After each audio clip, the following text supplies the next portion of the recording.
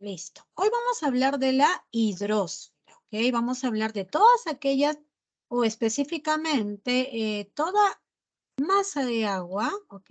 Toda aquella masa de agua que rodea la Tierra. A eso nosotros le vamos a denominar como hidrosfera. Y recuerda que esas masitas de agua que van a estar rodeando la Tierra van a ocupar los océanos, los mares, los ríos y los lagos. Ahora, estas masitas de agua que conforman lo que nosotros vamos a denominar hidrosfera, van a formar parte de la biosfera. Profesora, ¿qué es la biosfera? Vamos a entender por biosfera aquella estructura que va, donde vamos a entrar en contacto con todos los seres vivos. Y en esta estructura denominada biosfera está o comprende la hidrosfera, la corteza, la zona externa que se llama litosfera y también la atmósfera. Todos estos son componentes que van a formar parte de esta biosfera. Y en la biosfera, recuerda, también ubicamos al ser humano, que es el que interactúa con estos medios. Ahora bien, cuando yo me refiero a la hidrosfera, me voy a referir, en otras palabras, a todas aquellas masas de agua que ubico en la Tierra. Y dentro de la clasificación de las masas de agua o distribución, tendré lo siguiente. Cuando yo hablo de la distribución de las masitas de agua, el agua yo la puedo encontrar formando lagos, formando ríos, como ves aquí en la imagen, o formando el agua subterránea. ¿Ok?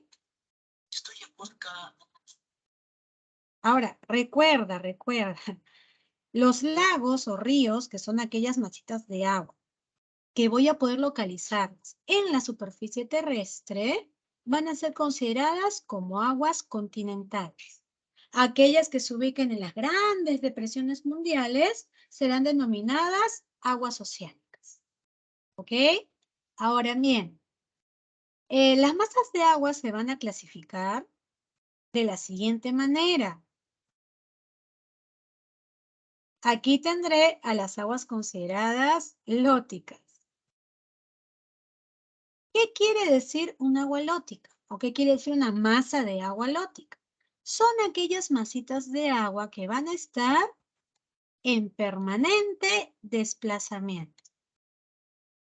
Aquellas masas de agua en permanente desplazamiento, yo le voy a denominar agua lótica. Profesora, ¿cuál es un ejemplo de agua lótica?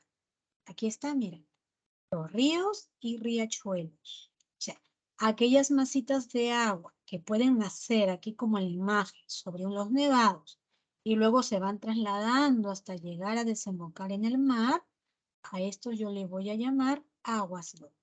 O sea, siempre las aguas lóticas tienen desplazamiento constante. O sea, es una corriente de agua que está en desplazamiento. Hay el otro grupito denominado las aguas lénticas. Profe, ¿por qué le digo lénticas? Porque estas masas de agua están en depresiones. O sea, a diferencia de los ríos que se están desplazando, las aguas lénticas muestran movimiento, principalmente movimiento. O sea, en las depresiones mundiales o continentales, yo ubicaré a las aguas catalogadas como lénticas. Ejemplo de aguas lénticas: lagos, lagunas, océanos y mares. Todas ellas serán catalogadas como aguas lénticas. ¿Ok? Es decir, están acumuladas en depresión. Profe, ¿y estas presentarán algún tipo de movimiento? Sí. Las aguas lénticas principal, pero no es el único, en la zona continental, tienen su movimiento debido a los vientos. Los vientos hacen que las aguas lénticas en lagos y lagunas puedan tener movimiento. Es decir, olas, se pueden presentar olas. Ahora, también tenemos tercer grupo, las aguas atmosféricas. O sea, cuando nosotros hablamos del vapor de agua, vemos que tengo una masa de agua y mucha temperatura, esto se va evaporando, luego se condensa y luego me genera la caída. Todas estas van a formar las aguas atmosféricas. La humedad, las nubes, las precipitaciones van a ser parte de las aguas que yo ubique en la atmósfera o son catalogadas como aguas atmosféricas. En la pregunta, otro grupo de aguas son las aguas freáticas. ¿Y qué quiere decir, profe, aguas freáticas? Son aquellas masitas de agua que van a provenir de la zona subterránea, provienen del subsuelo. Aquellas masas de agua que van a provenirse del subsuelo son catalogadas como aguas freáticas. Los acuíferos son un ejemplo de agua freática. Las aguas termales son ejemplos de agua freática, porque son aguas que vienen del subsuelo. Y por último, aquí mira, cuando el agua ya se encuentra en estado sólido, esta constituirá o formará lo que estamos viendo aquí, glaciares. O puede formar casquetes polares. Ahora, si yo clasifico las masas de agua según su ubicación, aquí tendremos a las aguas catalogadas como lóticas, lénticas, atmosféricas y las aguas denominadas freáticas. Te pregunto, de esos 5 tipos de aguas que hay distribuidas en el planeta, ¿cuál constituye la mayor cantidad de agua en toda la hidrosfera? A ver, ¿cuál sería la que constituye la mayor cantidad de agua en toda nuestra hidrosfera? A ver, contéstame.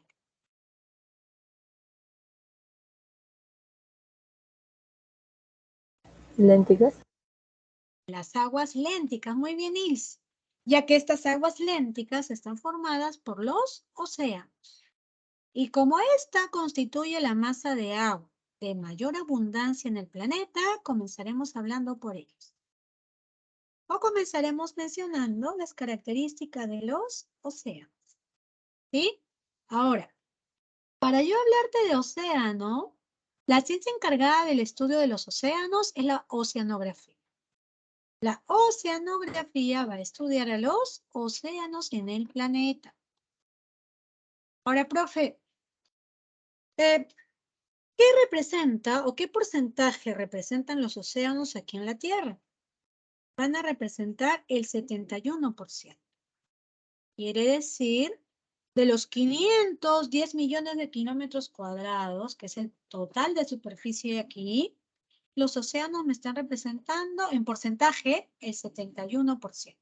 Y solo el 29% restante está conformado por bloques, como ves aquí, bloques continentales o por continentes. Y es por ello que cuando yo te hable del total de agua existente en el planeta, los océanos me representan el 97%. El 97% del total de agua mundial está representado por los océanos. Es decir, el 97% es agua salada. Y solo el 3% será agua dulce. Mira, el 3% de agua en nuestro planeta es agua dulce y el 97% agua salada. Ahora te pregunto, ¿cuál utilizamos para nuestro consumo? ¿El agua dulce o el agua salada? El agua dulce. El agua dulce. Mira que solo representa el 3%. O sea que el recurso hídrico es uno de los recursos más requeridos, porque utilizamos agua para casi todo. Para de repente asearnos, para limpiar las casas, para preparar nuestros alimentos, necesitamos el agua. El agua principalmente el agua dulce. Pero el agua dulce se va a ver dividido de la siguiente manera. Del porcentaje de agua dulce, vamos a ver 3 divisiones. La primera, que representa el 69% del agua dulce, está representada por los glaciares y casquetes polares. El 30% del agua dulce, está representado por el agua subterránea. Y el 1% del agua dulce está representado por los ríos, riachuelos y también lagunas. Entonces, de todo el total de agua, de toda la totalidad de agua dulce, donde yo tengo la mayor reserva, ¿dónde será? ¿El agua en qué estado es mi mayor reserva de agua dulce? A ver, dime, ¿el agua en qué estado será mi mayor reserva de agua dulce? Habla. ¿Estado sólido? En estado sólido, es precisamente en la Antártida. En la Antártida tengo mi mayor reserva de agua dulce de todo el planeta. Ahora, el agua que hoy utilizamos proviene de los ríos y en alguna medida del deshielo de los glaciares. Ese es el agua que nosotros estamos utilizando para convertirla en agua potable. Como te dije, nosotros contamos con la Autoridad Nacional del Agua, que hace el estudio de las cuencas hidrográficas y de los problemas que puedan afrontar las cuencas hidrográficas en nuestro país. Y por ello ya ha visto o ha ido señalando ciertas dificultades que vamos a tener de aquí a unos 10 años, con el acceso, por ejemplo, a esta agua dulce que proviene de los ríos y de los glaciares, producto consecuencia de cambio climático. Entonces, esto ya se ha estado manifestando, ¿sí? Pero ahora, cuando tú ves esta imagen, a ver, dime, ¿cuántos océanos hay aquí en la Tierra?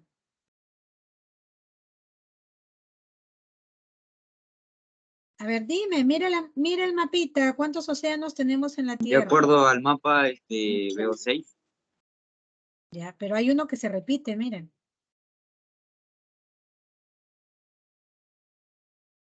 En total, mira, sí, se ve 6, como dice tu compañero, pero Ah, aquí son 5. ajá, El son Pacífico 5 se repite. océanos. Exacto, son 5 océanos en el planeta. Ahora, esto tú ya lo has visto en el colegio, te has comprado tu laminita, te han pedido que pegas y todo eso. Ahora dime, ¿el Océano Pacífico qué continentes baña?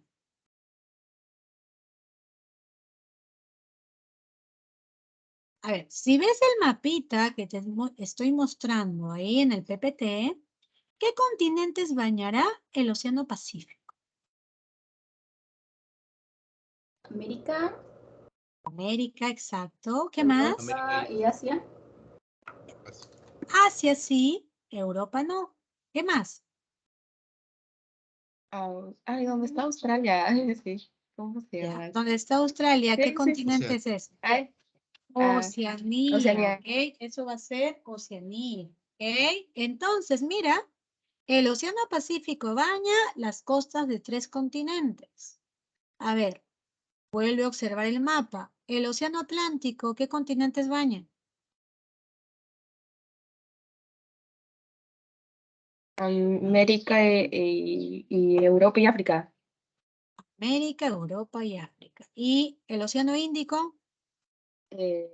África y Asia y Oceanía. Ya, África, Asia y Oceanía. Entonces, para poder diferenciar ello, vamos a señalar características de cada uno de los océanos, características de los 5 océanos de la Tierra. Miren por aquí. El más importante de los océanos se va a llamar Océano Pacífico. ¿Ok? Profe, este es el océano más extenso del planeta.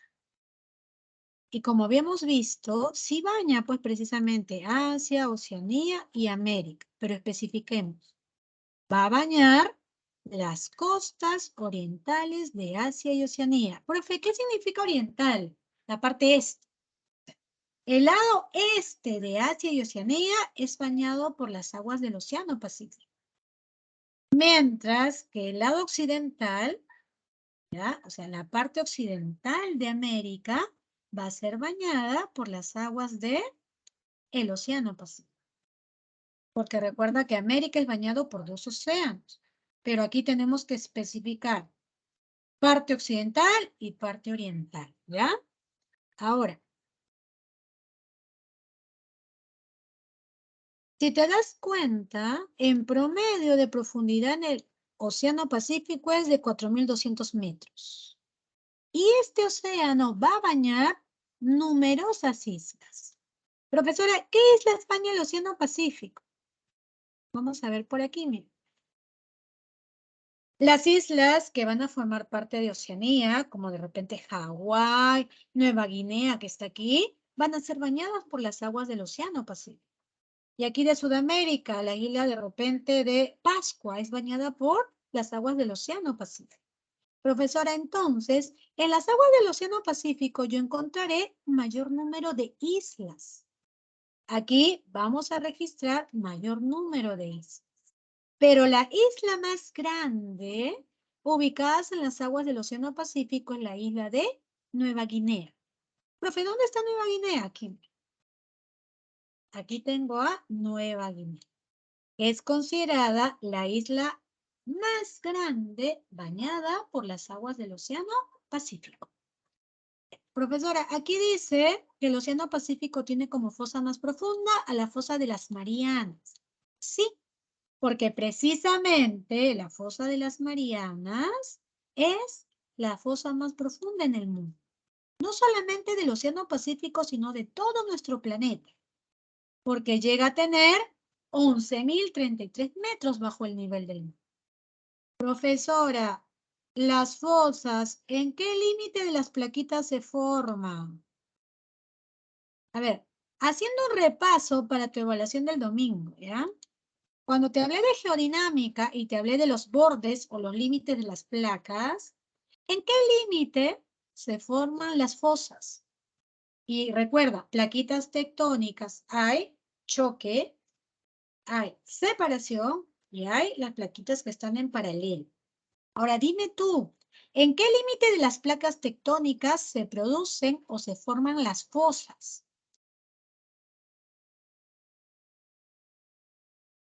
Y En esto la lo tomamos separación. en la separación, me dice ahí David. A ver, ¿alguien más? Recuerda que la separación se llama divergencia. Y el choque, le digo convergencia. A ver, ¿están de acuerdo con lo que dice David? A ver, reacciona por ahí por el chat. Pon tu manito arriba. ¿Ya? A ver, por ahí por el chat, coméntame. ¿Estás de acuerdo con lo que dijo tu compañero? Que las fosas se van a formar en los límites divergentes. Si no puedes activar tu audio, al menos escríbela por el chat. Para saber que estás presente y que no te has ido ahí a de repente almorzar. A ver, Ilse, ¿tú qué opinas? ¿Estamos de acuerdo con lo que dice David, Ilse? ¿Sí o no?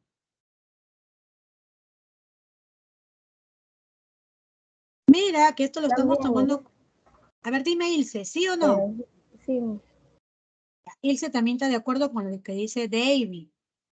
Miren, las fosas se van a formar ya, en una zona de límite convergente. Cuando ya, ok, mira, en los límites divergentes se forman las dorsales, pero en los límites convergentes se van a dar la formación de fositas.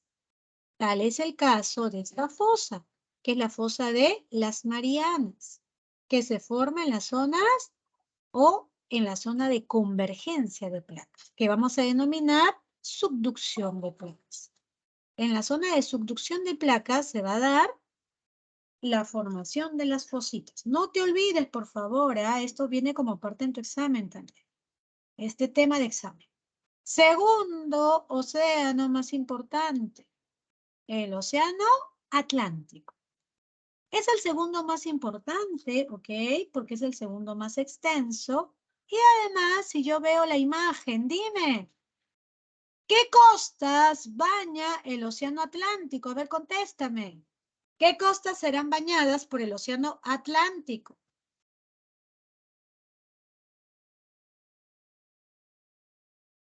A ver, habla. ¿Qué costas son bañadas por el océano Atlántico? África y Europa. Jesús me dice África y Europa, ¿ok? Pero recuerden que tenemos que decir, si bien es cierto, es correcto lo que ha manifestado Jesús, diremos las costas occidentales de África y de Europa serán bañadas por las aguas del Atlántico. Pero la parte oriental de América también será bañada por las aguas del Océano Atlántico. ¿Ok?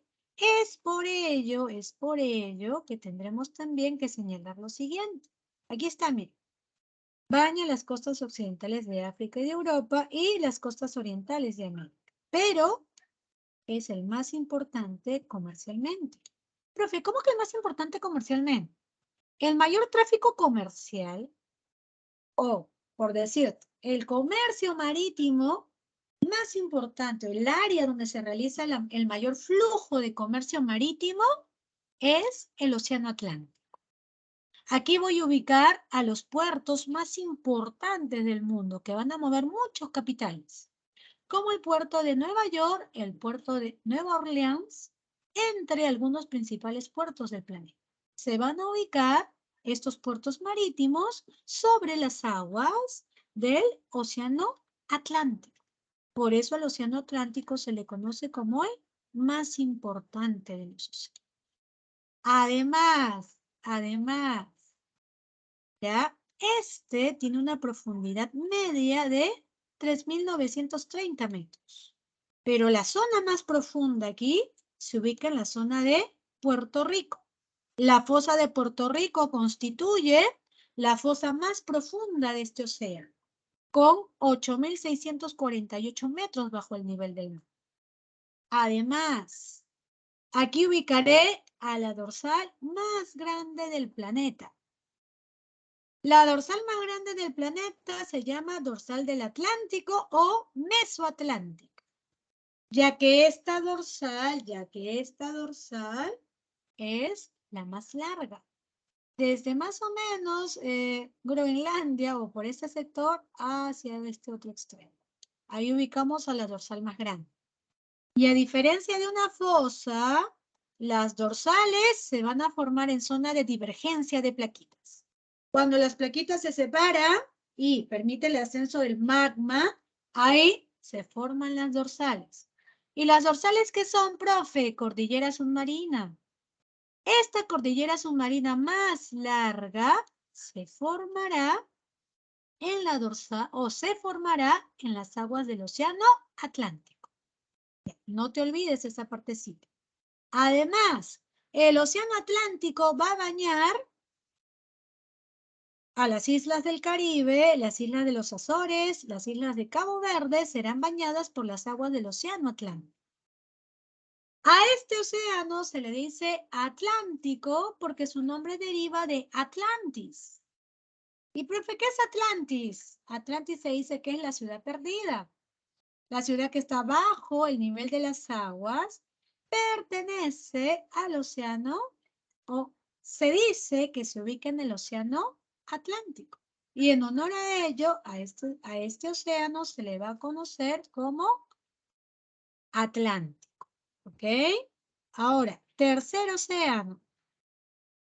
El tercer océano más importante aquí va a ser el océano Índico. Este es el tercero más extenso. Si te pregunto, ¿qué costas baña el océano Índico? ¿Cuál será tu respuesta? A ver, dime, ¿qué costas son bañadas por el océano Índico? A ver, habla. El occidente de Oceanía. La parte occidental de Oceanía. ¿Qué más?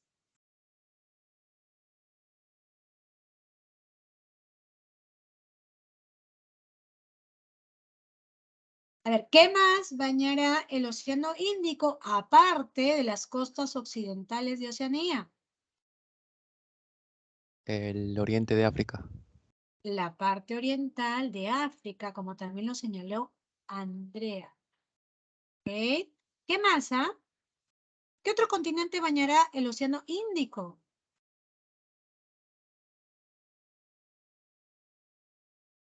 El sur de Asia.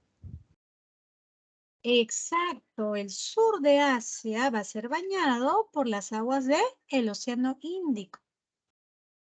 Bien, entonces, este océano baña la parte sur de Asia, las costas orientales de África y las costas occidentales de Oceanía. pero es considerado el océano más cálido, ya que sus aguas durante el verano llegan hasta los 30 grados de temperatura. O sea, tiene aguas sumamente cálidas. Profe, y aquí las aguas de nuestro mar están en 18 graditos, 19 en el verano. Aquí llegan hasta 30 graditos. Por eso es considerado el océano más cálido del planeta. ¿Sí? Este va a ser el océano más cálido. Además, ¿qué sucede o qué ocurre? Lo siguiente. Va a ser uno de los océanos que va a permitir la comunicación entre Europa, Asia y África, ya que en tramo de este océano, en parte del tramo de este océano, ubico al Mar Rojo. Este Mar Rojo, como parte del Océano Índico, está conectando África a la parte de Asia Occidental, ¿sí? Y además aquí se ha construido el Canal de Suez. Y por este Canal de Suez, no solamente África y Europa o Asia se conectan, también Europa. Por eso es uno de los más importantes océanos para la comunicación entre estas tres o entre estos tres continentes. Además, esta zona de aquí, es la llamada zona del Golfo Pérsico. Y si yo te digo Golfo Pérsico, en el Golfo Pérsico, ¿qué recursos se tienen en gran abundancia? En el Golfo Pérsico, jóvenes, ¿qué recurso abunda?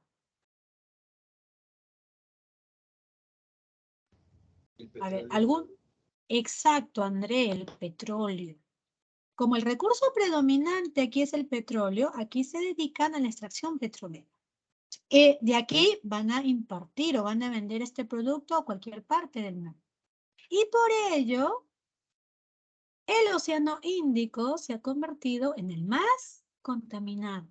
Se le considera como el océano más contaminado. Si aquí nomás Repsol el verano pasado ocasionó un derrame de petróleo, aquí que hay mayor venta de petróleo en esta zona, aquí se han ocasionado múltiples derrames de petróleo sobre las aguas del océano Índico, haciendo que este océano sea el más contaminado en el planeta. Además, sus aguas bañan a esta isla, que es la isla más grande aquí en el océano Índico, denominada Madagascar. Madagascar va a ser bañada por las aguas del océano Índico. Además, por aquí ubicaré como fosa más profunda la fosa de Java. Esta fosita de Java, que se ubica más o menos por aquí, presenta una profundidad de 7.450 metros. Por ende, la de mayor profundidad en las aguas del océano Índico. ¿Sí? Ahora, el cuarto océano más importante en el planeta es el océano glaciar ártico. Y como verás, este océano baña la parte norte de Europa, Asia y América. ¿Sí? La parte norte de Europa, Asia y América es bañada por las aguas del océano glaciar ártico. Profe, ¿cómo así? Mira, este es el sector norte de Europa que corresponde a la península de Escandinava, va a ser bañado por este océano. Profe, si digo península escandinava, ¿qué país está? Está Noruega, ¿ya? Suecia, Finlandia, vamos a ubicar aquí. ¿Qué más? La parte de Rusia europea y Rusia asiática es bañada por las aguas del océano glaciar ártico. ¿Y de América, profe, qué? Como verás, aquí la isla de Groenlandia, o sea, el extremo norte de Groenlandia es bañada por las aguas del océano glaciar ártico, como también la parte de Canadá, islas canadienses, que no es por aquí, y también Alaska. Va a ser bañada por las aguas del océano glaciar ártico. Entonces, por eso puse aquí norte de Europa, Asia y América. La zona más profunda aquí es la fosa de Eurasia. esta solamente tiene 5.122 metros bajo el nivel del mar. Esta fosa de Eurasia, ¿ya?, es considerada la zona de menor o de más baja profundidad que ubica en el fondo del océano. Y aquí ya comienzan a aparecer los bloques de hielo. Esos bloques de hielo van a ser denominados iceberg. Y los iceberg, por cierto, van a imposibilitar la navegación sobre estos hielos. O sea, donde se puede imposibilitar la navegación son el océano glaciar ártico y el océano glaciar antártico. En esto se imposibilita la navegación debido a la presencia de estos grandes bloques. Claro que será imposible navegar en estaciones como el invierno, porque aquí las temperaturas son sumamente bajas. Tal vez en el verano sí se pueda, pero incluso me va a limitar. Recuerda tú que una de las más grandes embarcaciones en la historia, el Titanic, fue hundido precisamente entre los límites del océano glaciar ártico y el Atlántico. Entre los límites de estos dos se hundió ante el choque, la colisión con un iceberg. Profe, ¿pero por qué? Si se dieron cuenta del iceberg. Claro, miren. Un iceberg solo puede, a simple vista, solo tú puedes ver el 30% de su superficie. El 70% de la superficie que puede mostrar un iceberg está cubierto por el nivel de las aguas. ¿Ok? Está cubierto por el nivel de las aguas. Entonces, esto imposibilita que se pueda realizar aquí la navegación. Ahora, al océano glaciar ártico también le vamos a denominar Mar Mediterráneo Mundial. Este Mar Mediterráneo Mundial, o esta denominación de Mar Mediterráneo Mundial es porque precisamente el océano glaciar antártico está rodeado de bloque continental. Solo hay pequeñas cavidades que lo conectan con otros océanos, pero principalmente rodeado de bloque continental. Por eso se le denomina, disculpa, Mar Mediterráneo Mundial. Además, se comunica con el Pacífico por el estrecho de Bering. Este estrecho que en algún momento, cuando se realiza la glaciación, va a permitir conectar estos dos continentes. El continente asiático al continente americano. Pues eso en el océano glaciar ártico. El último océano es el océano glaciar antártico. Este océano es el más pequeño de todos. De los 5 océanos, este es el más pequeñito. Y va a bañar única y exclusivamente las costas de la Antártida. Y la Antártida será bañada por las aguas del océano glaciar antártico. Además, también tengo aquí la presencia de los icebergs. Estos icebergs son de mayor tamaño aún que los que ubicaba en el océano glaciar ártico. Y esto va a imposibilitar que casi todo el año se pueda realizar expediciones por parte del Estado peruano hacia la península antártica. Recuerda tú que nosotros formamos parte del Tratado Antártico. El Perú es un miembro consultivo con derecho a voto, con derecho a voz y voto. Y tal es así que el Perú ha construido su base científica en la Antártida llamada Machu Picchu. Pero los barquitos, que son por los que mediante ellos podemos llegar hacia la Antártida, solo podrán navegar en las estaciones de verano.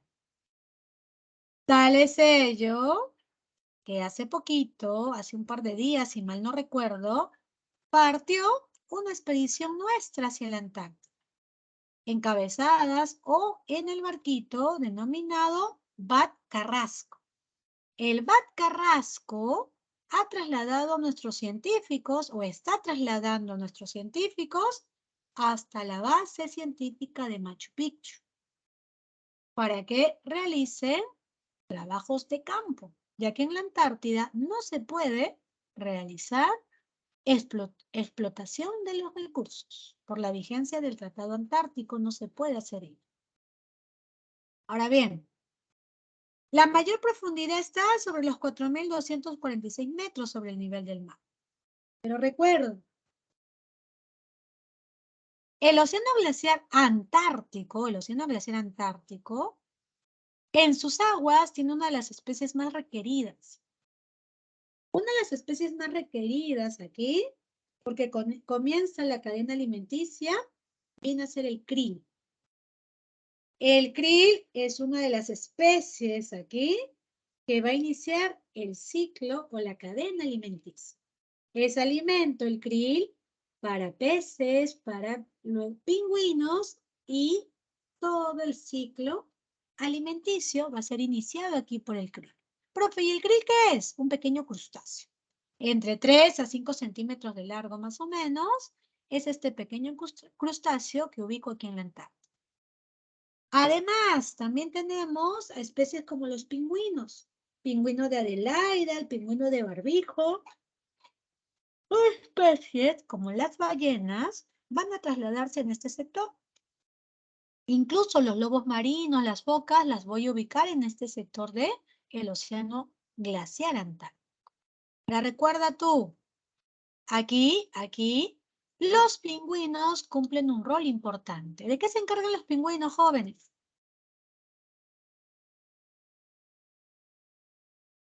Y por eso diré que los pingüinitos son las especies más importantes.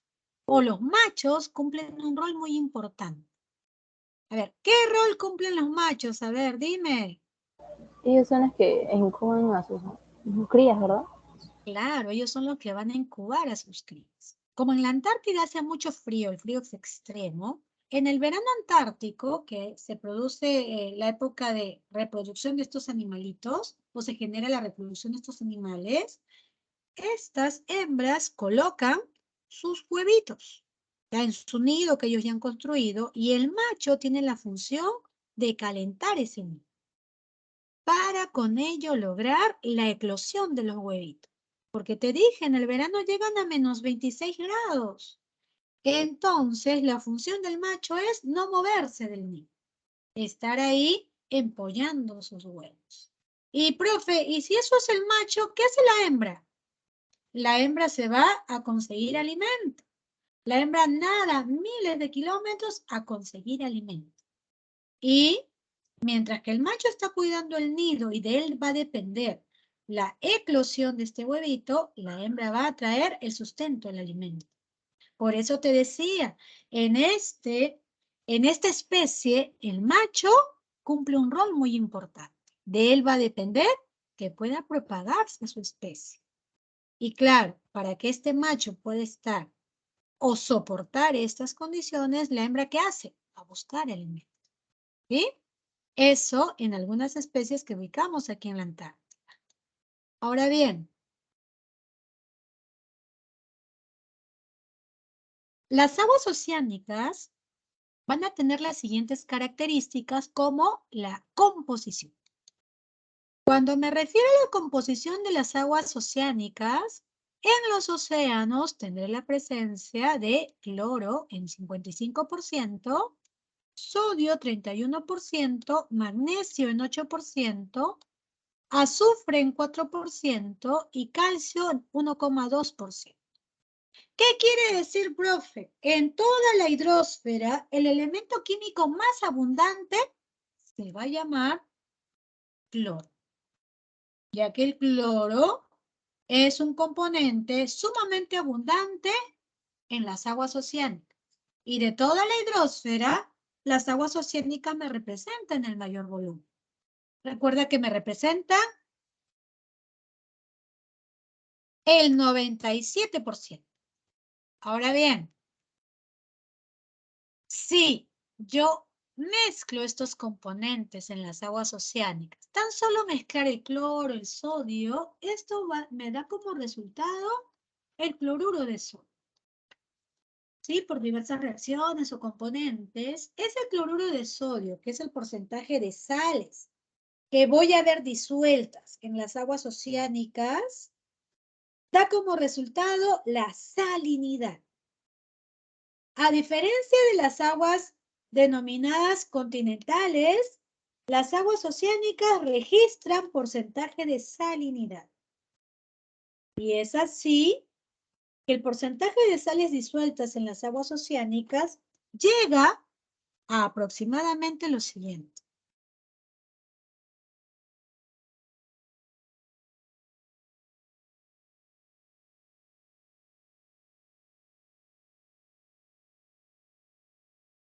Cuando yo me refiero a la salinidad, me voy a referir al porcentaje de sal que existen en las aguas oceánicas.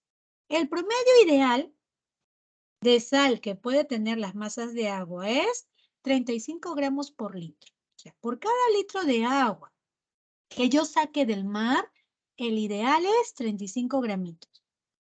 Pero puede ser menos o puede ser más. ¿De qué va a depender ello, profe? De factores como la latitud. Ahora, como profesora, la latitud va a modificar a la salinidad de la siguiente manera.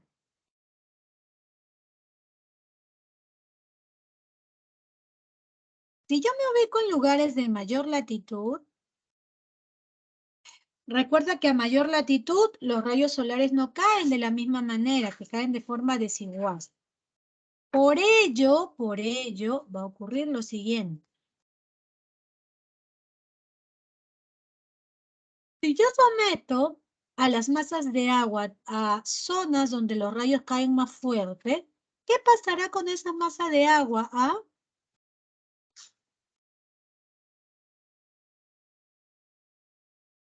¿Qué va a pasar con ellos?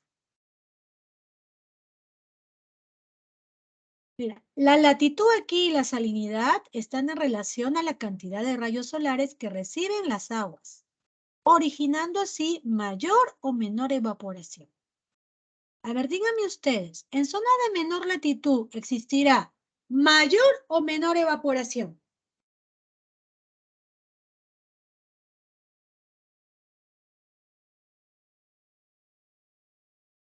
A ver, chicos, díganme. ¿Cómo dijo, profesora? A ver, miren, de nuevo. ¿En zonas de mayor latitud existirá una mayor evaporación o una menor evaporación? Si me ubico a mayor latitud, ¿ahí habrá mayor evaporación o mayor humedad?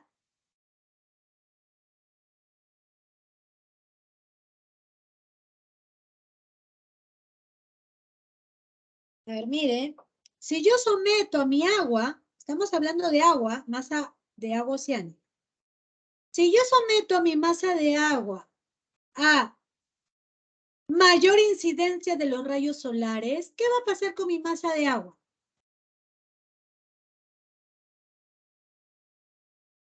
Se evapora. Se va a evaporar, exacto. Y si se evapora, ¿cómo me quedará la sal? ¿En mayor proporción o en menor proporción? En mayor. Mayor. En mayor proporción, ¿cierto? ¿Y dónde ocurre ello si yo considero la latitud? ¿En zonas de mayor o en zonas de menor latitud? ¿Dónde recibo más radiación? A ver, chicos, ¿dónde voy a recibir más radiación? ¿A menor latitud o a mayor latitud? Menor. A menor latitud. Exacto. Y si a menor latitud yo recibo mayor radiación, significa que las masas de agua se evaporarán más. Por lo tanto, a menor latitud, más salinidad. Y si yo me ubico en lugares de mayor latitud, ocurrirá lo contrario. Aquí tendré menos salinidad. Entonces, ¿la relación entre la latitud y la salinidad es directa o inversa? Inversa.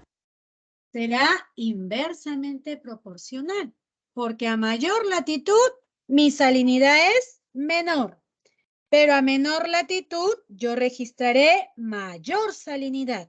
Eso no te olvides, por favor. Océanos que se ubiquen a mayor latitud, sus aguas serán menos saladas. Pero aquellos océanos que se ubiquen en zonas de menor latitud, sus aguas serán más saladas. Ahora, profesora, ¿y con la temperatura cómo pasa? Con la temperatura sucede lo siguiente. Las aguas cálidas van a presentar mayor evaporación que las aguas frías. Esto originará que la concentración de sales se incremente o disminuya. Si yo, por ejemplo, mis aguas oceánicas están en zonas donde la temperatura es muy alta, aquí la salinidad aumentará. Profe, ¿por qué? Porque el agua se va a evaporar porque ya la estoy sometiendo a mayor temperatura. O sea, entre la temperatura y la salinidad, ¿qué tipo de relación va a existir? Si yo ubico a mi masa de agua en zonas de mayor temperatura, ¿qué pasa con mi masa de agua? ¿Qué va a pasar con mi masa de agua? Habla. Se van a reducir. Se evapora. Se va a evaporar y si se evapora, me quedará una mayor concentración de sal. Por lo tanto, ¿qué tipo de relación existe entre la salinidad y la temperatura?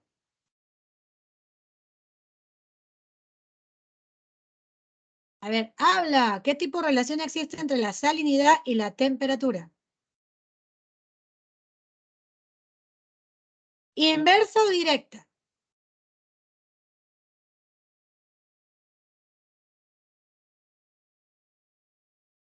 Directa. Ahí será directa. No te olvides, entre la temperatura y la latitud, la relación es directa. A mayor temperatura, mayor salinidad. A menor temperatura, registraré menor salinidad. Profe, ¿y con la profundidad qué sucede? Si yo me ubico a mayor profundidad, ahí tendré menor salinidad, puesto que los rayos solares no penetran hasta zonas muy profundas, lo que origina que las superficies o en las superficies la evaporación sea mayor, con ello incrementando la salinidad. Por ello, a mayor profundidad, menor salinidad. Pero a menor profundidad, yo registraré mayor salinidad. Ahora, profesora, ¿qué pasa con la precipitación o las precipitaciones? Donde las precipitaciones son abundantes, la salinidad tiende a disminuir. ¿Por qué? Porque las precipitaciones son relativamente o casi siempre aguas catalogadas como dulces. Y por ello, donde abunde más las lluvias, el porcentaje de sal en mi océano disminuirá. Por ello señalaremos lo siguiente, ¿sí? Donde las precipitaciones sean abundantes, la salinidad va a tender a disminuir. Pero aparte de las lluvias, profe, cercanía a la desembocadura de los ríos. Si mi porción de agua de mar está cercana a una desembocadura, esta tendrá menor salinidad. Profe, ¿por qué? Porque los ríos trasladan aguas dulces. Por eso, en zonas cercanas a la desembocadura de los ríos, existirá menor salinidad. Pero en aquellas zonas lejanas a la desembocadura de los ríos, la salinidad va a ser mayor.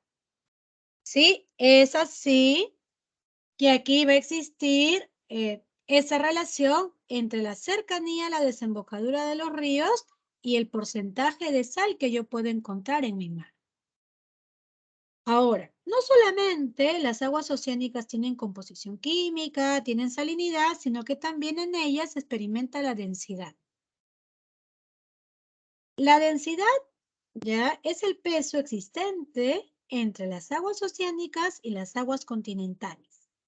Normalmente, si las aguas oceánicas tienen 0 gramos por litro, o sea, 0 gramos de sal por litro, las aguas oceánicas tendrán 28 gramos por litro. O sea, es el peso que existe entre las aguas oceánicas y las aguas continentales. Y profe, ¿por qué las aguas del océano pesan más? Porque en ellas tengo sales concentradas.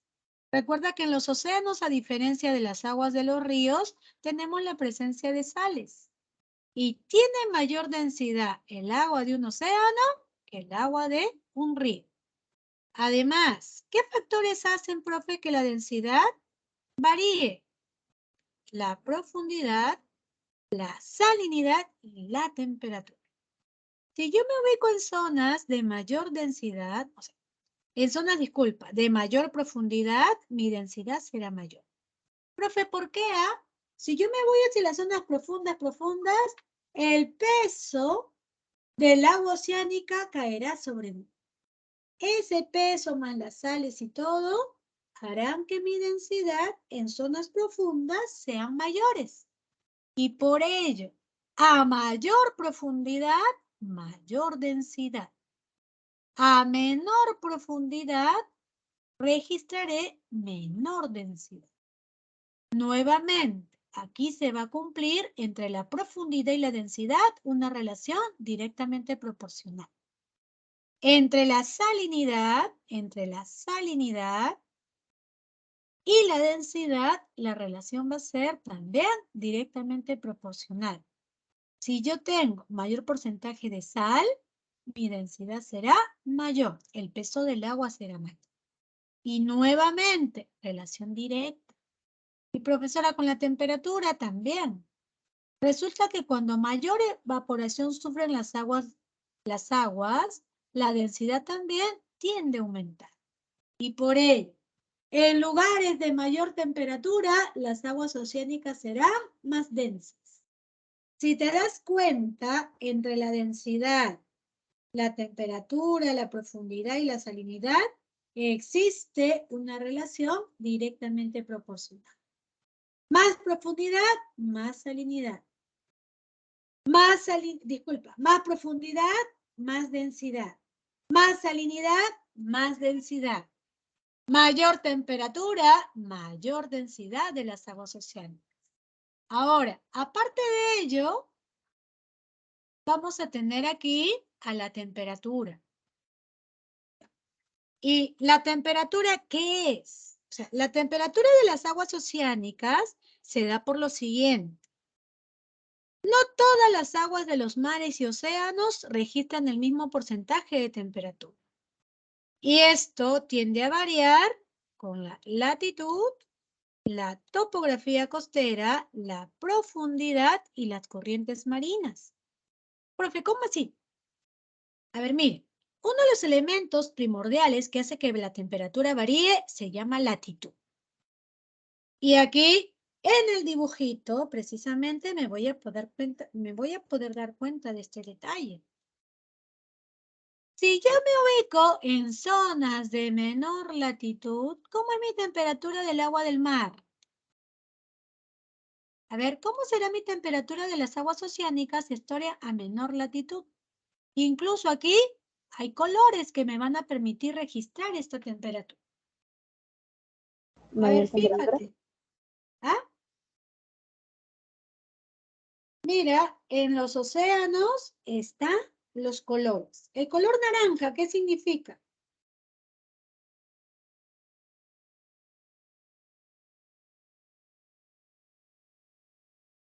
A ver, el color naranja, ¿qué va a significar? Demasiado calor. Que las masas oceánicas tienen mucha temperatura. Y profe, ¿cuánto? Entre 25 a 30 y de 30 a 35 grados. Significa que si yo me ubico a menor latitud, mi temperatura de las aguas oceánicas será mayor. ¿Sí? Tal es el caso, por ejemplo, del Océano Índico.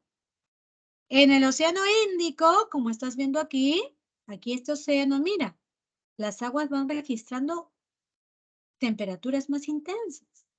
Y por ello, el Océano Índico es catalogado como el océano de mayor temperatura. Pero si yo voy hacia la zona de los polos, veo un color lila, morado, más o menos ¿en qué rango de temperatura es el lila o morado? Si ves el dibujito, ¿Qué hace frío? Significa que hace mucho frío, ¿no? Significa que hace mucho frío, pero, recuerda que las temperaturas estarán las temperaturas aquí estarán entre los -2 graditos y 5 grados. Entonces, aquí es importante en la temperatura de las aguas oceánicas dónde o en qué latitudes se ubique el océano.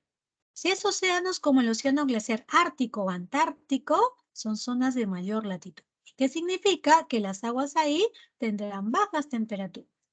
Pero si me ubico en zonas de menor latitud, la temperatura aquí, la temperatura va a ser mayor. Existe una relación inversamente proporcional. Ahora, profe, con la profundidad, ¿cómo es? Si las aguas oceánicas son muy profundas, la temperatura será menor. Profe, ¿por qué? Porque los rayos del sol no llegan pues a toda la profundidad del océano. En donde no llegan los rayos solares, las temperaturas de las aguas oceánicas serán menores. Y en la superficie, las temperaturas serán mayores. A mayor profundidad, entonces, menor temperatura. Pero a menor profundidad, ahí registraré mayor temperatura. ¿Ok? Ahora bien, seguimos. Hay otro elemento que se denomina color. El color precisamente, el color de los mares u océanos se va a deber a la presencia de microorganismos que puede encontrar en él. Si, por ejemplo, o elementos minerales, si, por ejemplo, el mar o océano tiene un tono azul, esto se va a deber principalmente a la dispersión de los rayos solares sobre las moléculas de sodio. O sea, los rayos solares o el sodio, en otras palabras, el sodio va a atrapar esa radiación azul. Así como en el cielo te dije, ¿no? El vapor de sodio atrapa al color azul emitido por la radiación y por eso nuestro cielo se ve azul. Lo mismo pasa con los océanos. En los océanos que tengo sodio, que tengo ahí este sodio, que es el segundo elemento más importante, el sodio va a dispersar a la radiación azul. Por eso va a reflejar un color azul en los océanos. Donde exista mayor insolación y donde exista vapor de sodio, sodio concentrado, los océanos registrarán colores azules, como por ejemplo en el Caribe, ¿no? En playas como Varadero, las aguas se tornan azules o turquesas. Aquí en el Perú, ¿en qué playas el tono es azul?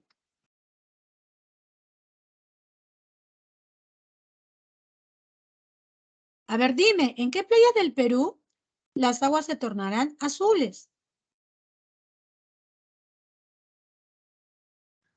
Hacia el norte. Hacia el norte, playas como Punta Sal, ¿ya? Máncora van a registrar este color azulino. Y precisamente Punta Sal, Máncora están en zonas donde la latitud es menor. Como hay mayor insolación, ahí el color que predomina es el color azul. Y un detalle más, ahí no hay algas. Por eso el tono también va a ser azul. Pero, profe, ¿el color azul es el único color? No. Los océanos o mares también pueden tener un color verdoso. O un color amarillo o un color rojo, tal vez. Ahora, miren, díganme ustedes, cuando han ido por su experiencia a alguna playa limeña, ¿qué color registraban las playas aquí en Lima? A ver, te voy a hacer la siguiente pregunta. ¿Ya? ¿Tú has ido alguna vez al mar, verdad? Sí. Por tu experiencia, cuando fuiste a una playa limeña, ¿qué color registraban las aguas de esa playa? Azul oscuro. Oscuro, me dice. A ver, Era un oscuro, Andrés. sí. ¿Medio plomito? Sí, plomo. Plomo. Medio me dice. celeste oscuro. Celeste oscuro, por ahí, David. Un A ver, azul ¿qué otro oscuro. color? Un azul oscuro. Es un azul oscuro, ¿ves? Azul, me dicen por ahí. ¿Estás seguro que has ido a la playa aquí en Lima? Normalmente, Por el normalmente, petróleo se hizo negro. por el petróleo se hizo negro. Bueno, pero eso fue en el verano, ¿no? Supuestamente ya limpió Repsol y ya pagó la indemnización al Estado, supuestamente. Pero recuerda lo siguiente, mira. En todo el tramo de Lima, por ejemplo, donde tenemos una gran cantidad de playas, desde el Ancón hasta la playa del Silencio y todas ellas, las aguas de nuestro mar van a adquirir una tonalidad media verdosa. ¿Ya? Media verdosa. Profe, ¿por qué media verdosa? Porque aquí, en nuestro mar y en esta porción de nuestro mar, va a predominar las algas, llamadas fitoplancton. Este fitoplancton hace que las aguas en nuestro mar o las aguas de nuestro mar registren un color verdoso. Pero ahora bien, el fitoplancton pasa por un proceso de descomposición. Como todo organismo vivo, muere, crece, se reproduce y luego desaparece, ¿cierto? Igualito con el fitoplancton. En ese proceso de descomposición del fitoplancton, las aguas pueden llegar a adquirir una tonalidad media marrón. A ese proceso se le va a conocer como aguaje, pero es exclusivo del mar peruano. Por ello, miren chicos, cuando vamos a playitas como Agua Dulce, te vas a Ventanilla, te vas a Mi Perú, las aguas del mar van a tener un tono verdoso y debido al fitoplancton. Pero si te vas a playitas más fichas, te vas a Máncora, te vas a Punta Sal, las aguas ahí adquieren un tono azul. Profesora, ¿qué otro color pueden adquirir las aguas de los océanos? Color amarillo. Y para que el agua de un océano se torne amarillo, ¿qué cosa debe haber ahí? ¿Qué tendrá que haber ahí para que las aguas sean amarillas en los océanos?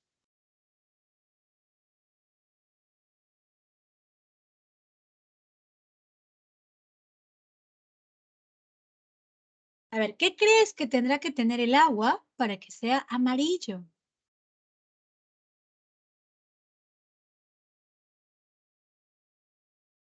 A ver, ¿alguna idea?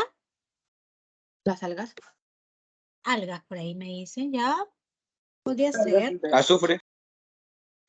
un componente, ¿ya? Un componente denominado limo. El limo es transportado por un río, principalmente allá, ¿no? En Asia, por un río llamado Huanghe, o simplemente río amarillo por los chinos. Este río traslada limo. Este limo, al estar concentrado en el océano, en el fondo del océano, hace que el mar se torne de color amarillo. Pero el color amarillo de las aguas oceánicas, no te olvides, se va a deber a la presencia del limo. El limo le va a dar ese tono amarillito. Profesora, ¿y las aguas del mar se pueden tornar negras? Sí.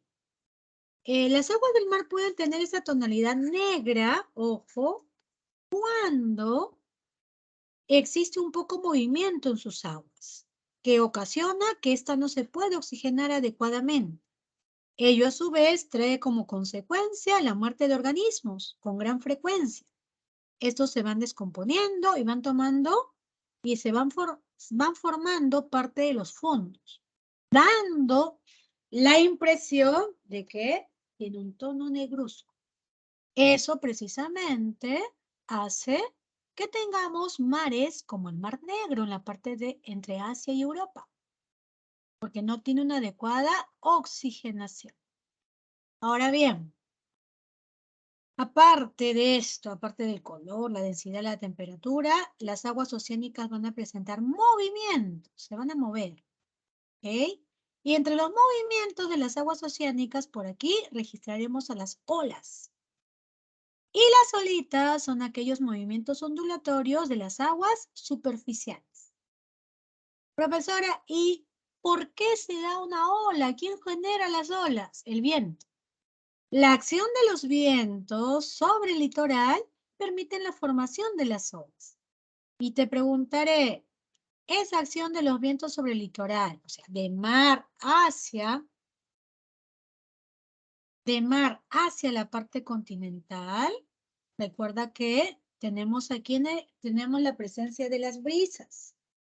Las brisas van a ser aquellos vientos que van a soplar, ¿ya?, de la costa o en zonas costeras, del mar a la costa o viceversa, de la costa al mar.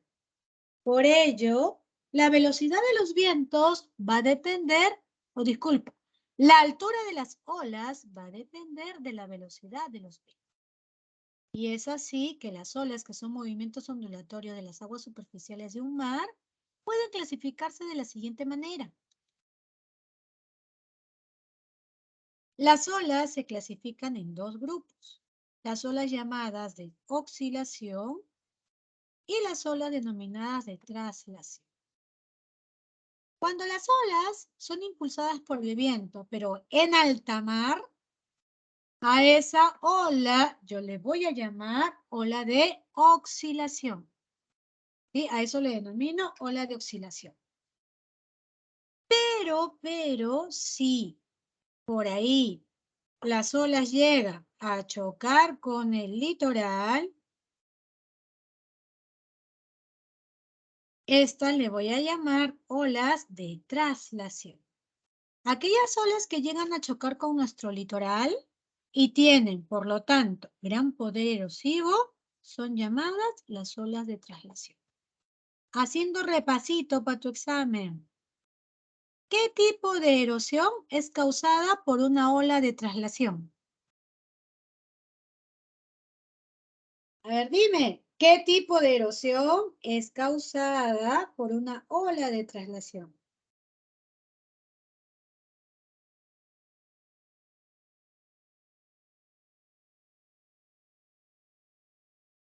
A ver, chicos, díganme, ¿qué tipo de erosión es causada por una ola de traslación y qué relieve se forma?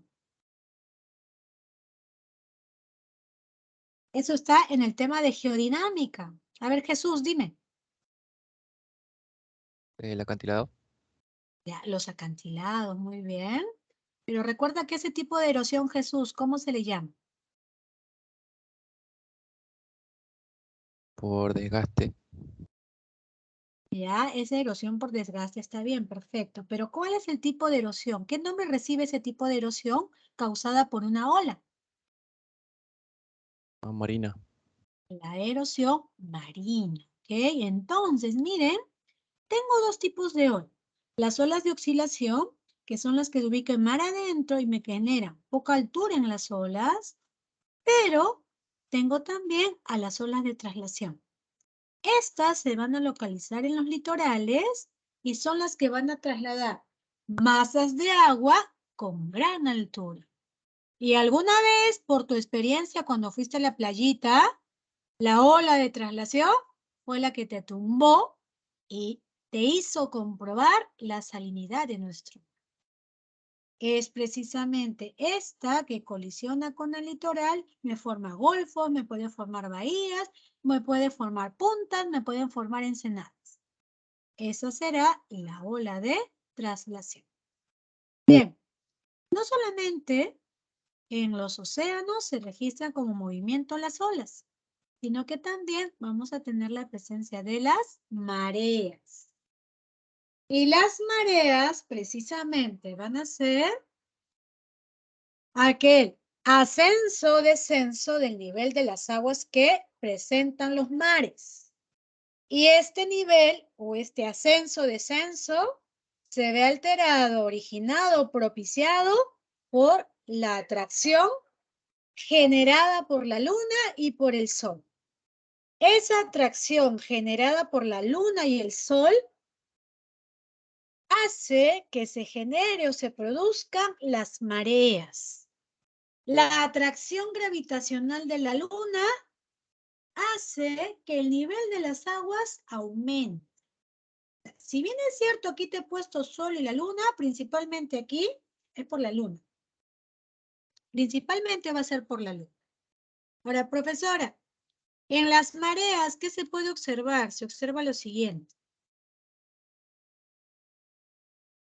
Cuando se da un incremento del nivel del mar, a este incremento del nivel del mar, yo le voy a dar la denominación de flujo.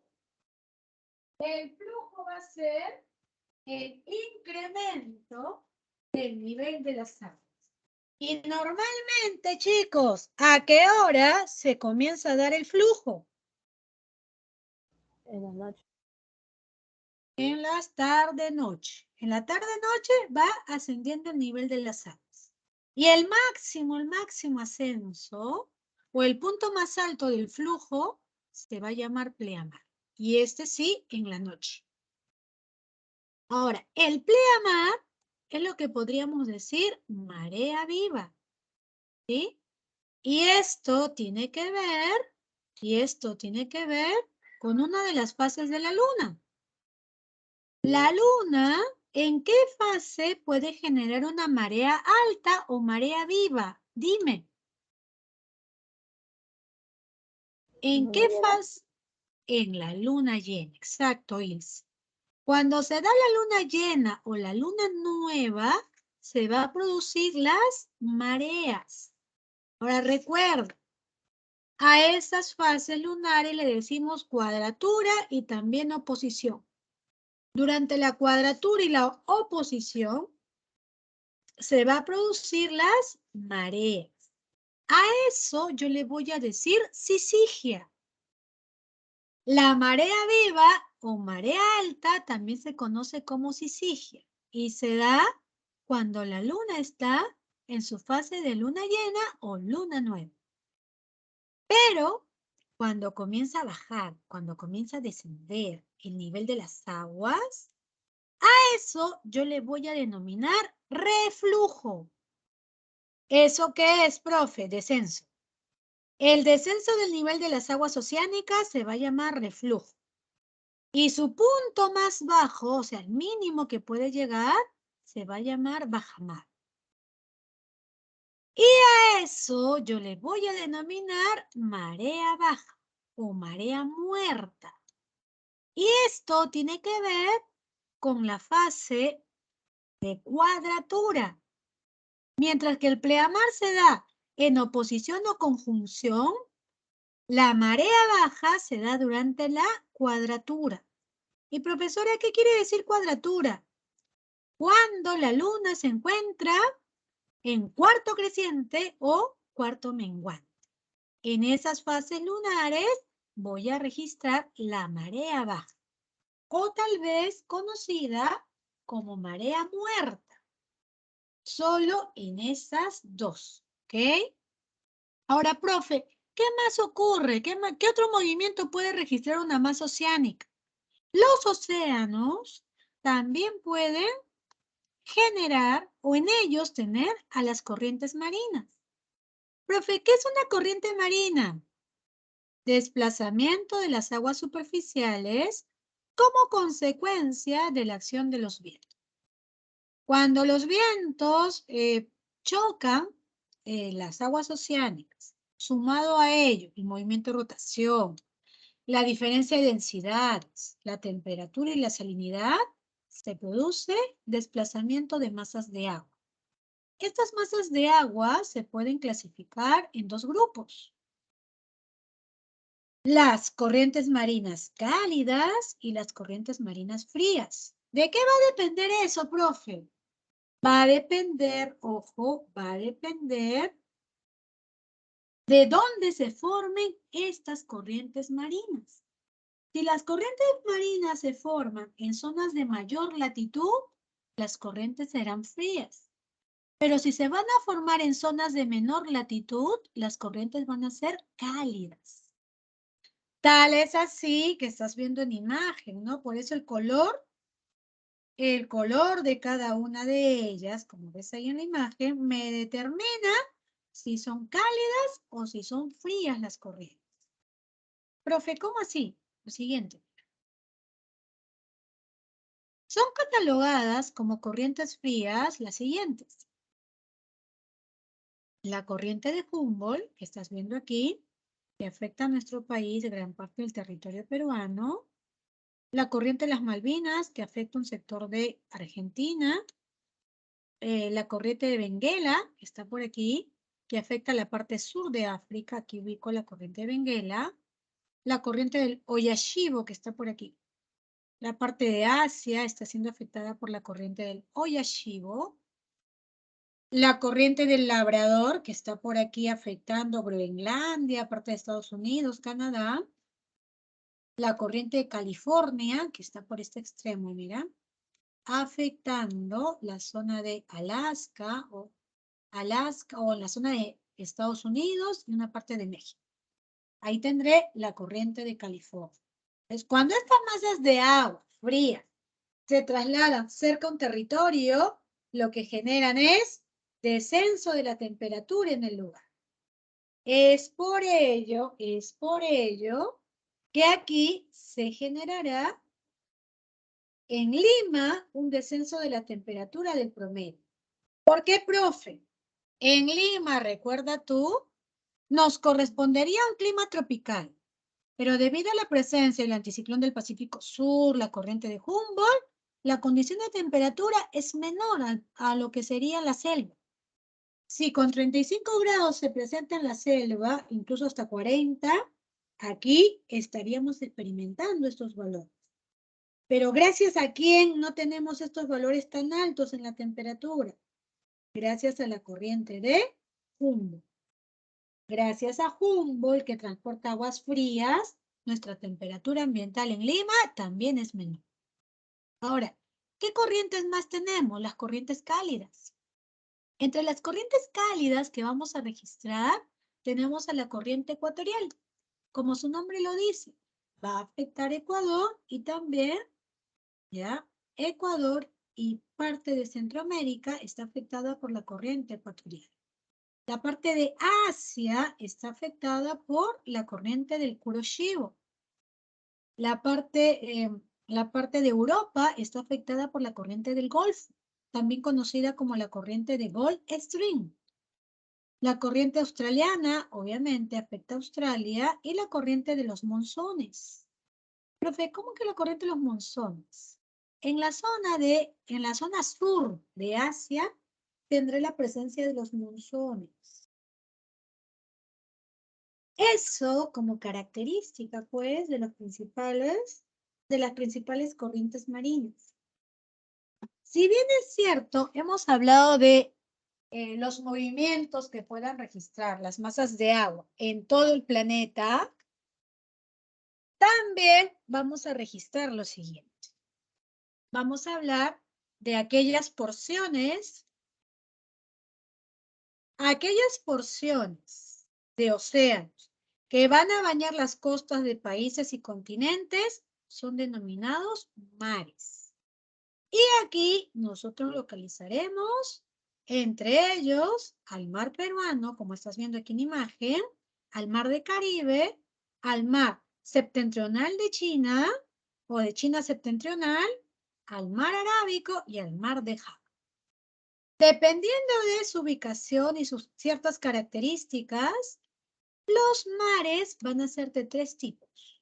Tendremos por aquí a los mares mediterráneos, a los mares epicontinentales y a los mares insulares. Los mares mediterráneos, ¿qué son? Son los que están contenidos en las depresiones de los continentes. Se les va a llamar también mares cerrados. Quiere decir que estos mares están rodeados de bloque continental y solamente hay un estrecho que le va a permitir la comunicación con el océano. Tal es el caso de mares como el Mar Rojo, que están aquí, o tal es el caso del mar Mediterráneo. ¿Qué más tengo, profe? Los mares epicontinentales. El término epi hace alusión a que este es un mar abierto. que están bañando los litorales de países y continentes. Es decir, profesora, el mar peruano es epicontinental, sí. El mar de Chile, el mar de Ecuador son mares epicontinentales, porque son mares, estos bañan los países y los litorales. Disculpe, los países y los continentes. Pero aquellos mares que van a bañar las islas son catalogados como mares insulares. Tal es el caso de el mar de Java. El mar del Caribe serán catalogados como mares de tipo insular. Recuerda, la ciencia que estudia los mares, la talazoología. Entre los principales mares a nivel mundial vamos a registrar lo siguiente. A ver, en este cuadrito yo puedo apreciar los mares más importantes del mundo. El más extenso por aquí, el mar de Coral. El mar más salado y más cálido, el mar Rojo. El mar menos salado y menos contaminado, el mar Báltico. El de mayor biodiversidad, mar peruano. E incluso por aquí, tengo aquí, el mar más antiguo. Este es el mar Mediterráneo. Y el más profundo, el mar del Caribe. Entonces, entre los principales mares que yo ubique en el mundo, tengo este cuadrito para recordar. Ahora, si yo aquí ya dejo de hablar de las aguas oceánicas y me refiero a las aguas continentales, dime, ¿cuáles son ejemplos de aguas denominadas o catalogadas como continentales? ¿A qué agüitas yo le puedo llamar continentales? A ver, habla.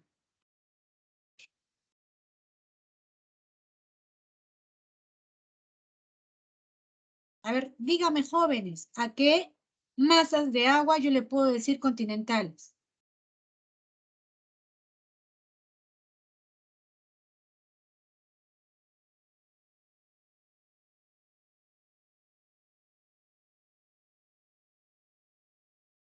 A ver, ¿alguno tiene idea? ¿A qué masitas de agua yo le denomino continentales?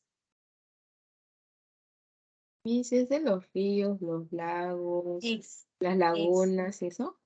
Sí, Andrea, exacto. Los ríos, los lagos, lagunas, los glaciares, el agua subterránea, todas esas están en el grupo de las aguas continentales. Y específicamente nos centraremos en los ríos y lagos. Y por ello, si yo quiero mencionar característica de los ríos, ¿ok? La ciencia que se encarga del estudio de los ríos va a ser llamada fluviología. La fluviología se encarga del estudio de los ríos. Recuerda que los ríos que son corrientes de agua que se desplazan por zona continental. Y los ríos van a tener o pueden tener el siguiente origen. Cuando un río se origina a partir de las lluvias o precipitaciones, digo que el río tiene un origen pluvial, porque se formó a partir de lluvia. O cuando el río se forma extrayendo las aguas de un río o de otro río. A eso le voy a llamar origen fluvial. O tal vez los ríos se forman extrayendo las aguas de los manantiales. Estos ríos, ¿ok?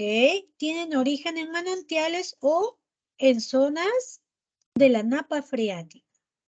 También tendré por aquí los ríos que se forman a partir de lagos.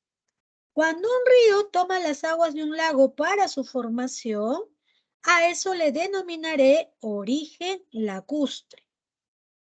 Además, también tengo formación de los ríos debido al deshielo de los glaciares. A eso yo le denominaré origen glaciar. Limonólogo. Ahora, recuerden lo siguiente. Los ríos ya pueden tener origen pluvial, fluvial, lacustre o glaciar. Pero, profe, ¿un río solo puede tener origen pluvial? No. se van a combinar. Estos pueden surgir de la combinación de varios. O sea, los ríos se pueden originar por las lluvias, por los ríos, por el agua de los manantiales. O sea, se puede hacer una combinación de ellos.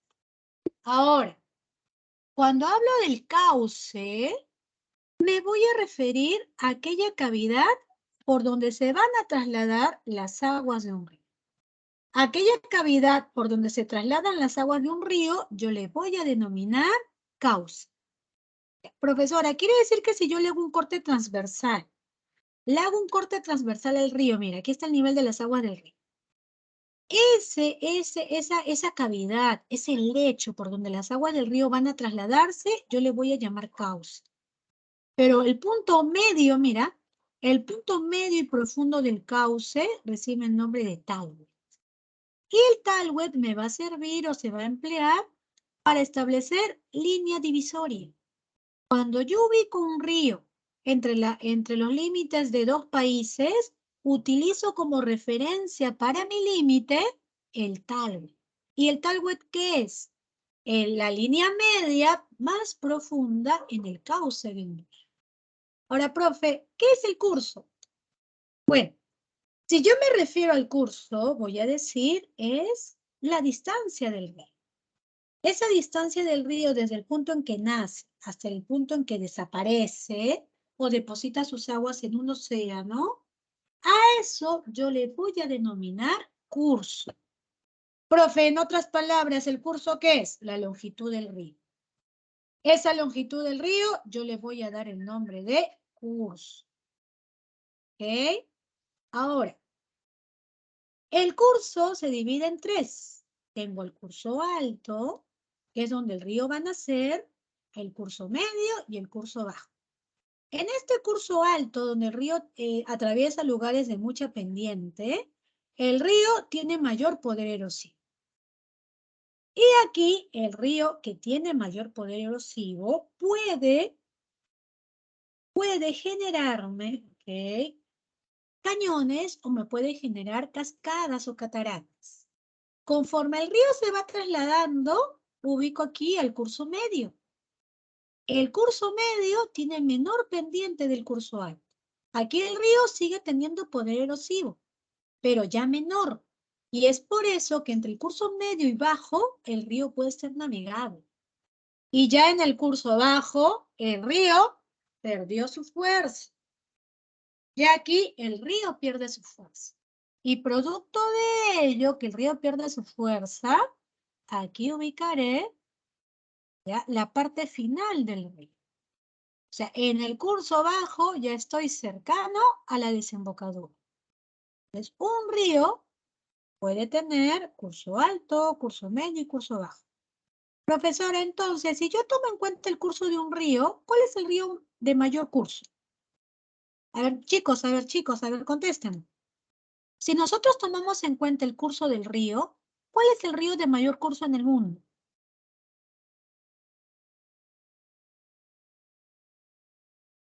A ver, díganme ustedes, ¿cuál será el río de mayor curso en el planeta? ¿El Amazonas? Exacto, el Amazonas. Porque estamos considerando aquí la longitud del río, el recorrido del río. Ahora bien, también existen otros elementos u otras partes de un río. Entre esas u otras partes de un río, yo tengo el caudal. Profe, ¿qué es el caudal? Es el volumen de agua. Mira, el caudal es el volumen de agua que lleva un río. Esa cantidad de agua que transporta el río se va a llamar caudal. ¿Ok? Y los ríos pueden presentar crecida o pueden presentar estiaje. Profe, ¿qué es la crecida? Cuando el río traslada gran volumen de agua. Y el estiaje, cuando el río traslada la menor cantidad de agua. Por eso se registrará crecida y estiaje conforme las estaciones. Por ejemplo, el río Rímac casi o en el verano presenta una crecida, mientras que en el invierno este río registrará estiaje. Es decir, el máximo descenso del caudal. El máximo incremento creciente. El máximo descenso estiaje. ¿Sí? Ahora, los ríos pueden tener distinto tipo de régimen. Y el régimen es la variación del caudal. Esa variación del caudal en el transcurso del año puede ser irregular o puede ser regular. Profesora, ¿cuándo digo que un río tiene régimen irregular? Cuando en el río se ve bien marcado la creciente y se ve bien marcado el estiaje. Cuando hay esos periodos así anuales en donde estén estiaje y crecida, este río registrará régimen irregular. Es como cuando tú hablas de tus notas, ¿no? Del promedio. Tú de repente en un examen sacas 20, en un examen sacas 5. O sea, aquí tu nota está variando considerablemente. Por eso te digo que tu nota será irregular, porque no se mantiene. Porque de 20 a la siguiente sacas 5. De repente a la siguiente vuelves a sacar 20 y después 5. Entonces, ¿qué es lo que sucede? Ahí estás manteniendo un promedio irregular. Pero cuando tú mantienes casi constante el caudal, o sea, hay variaciones ligeras, de 17, por ejemplo, sacaste 16 en la siguiente evaluación. O de repente por ahí 15. Cuando el cambio sí no es tan drástico, digo que el río va a registrar régimen regular. Y ojo, todos los ríos de la vertiente del Pacífico van a poseer régimen irregular. Y los ríos de la vertiente del Amazonas registrarán régimen regular. Ahora bien, la desembocadura, ¿qué es? La desembocadura es, ya la fase final del río. Cuando el río va a depositar sus aguas, cuando el río deposita sus aguas sobre el mar, otro río o un lago, ahí entra a tallar la desembocadura. Un río puede, mira, la zona final de las aguas de un río se llama desembocadura. Cuando un río tiende a formar una desembocadura en forma de embudo invertido, como estás viendo acá, y voy a encerrar en circulito, mira así. A esto yo le voy a denominar estuario. El estuario más largo en el mundo ha sido formado por Río de la Plata. Pero por aquí, cuando el río comienza a depositar sus aguas en el mar, pero forma bracitos, forma ramales, a este tipo de desembocadura yo le voy a denominar delta. ¿Sí? ¿Qué ríos, profe, desembocan en delta? El río Tumbes aquí desemboca en delta. Tienes también a ríos como el río Ganges, ríos como el río Nilo. Esos van a desembocar en delta. Profe, de todos ellos, ¿cuál es el delta más largo? El río Ganges formará el delta más largo. Ahora bien, también registraremos en los ríos lo siguiente. Vamos a utilizar cierta terminología para referirnos a los ríos.